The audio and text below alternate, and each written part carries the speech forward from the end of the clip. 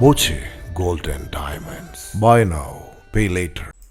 ബാങ്കോക്കിൽ നിന്നും കടത്തിക്കൊണ്ടുവന്ന ഹൈബ്രിഡ് കഞ്ചാവുമായി യുവാവ് വാളയാറിൽ പിടിയിൽ. പട്ടമ്പി, കപ്പൂർ, കാഞ്ഞിരത്താണി, പരുത്തിക്കാട്ടിൽ മുഹമ്മദ് യാസിറാണ് പിടിയിലായത്.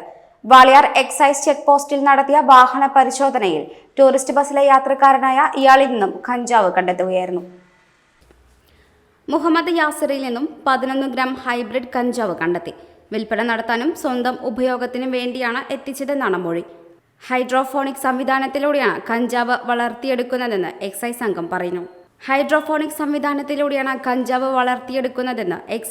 പറയുന്നു.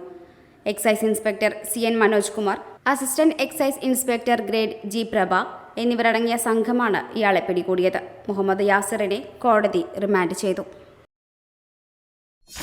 .view ന്യൂസ്, കാഴ്ചകളാണ് ലോകം, കണ്ടു തുടങ്ങുക.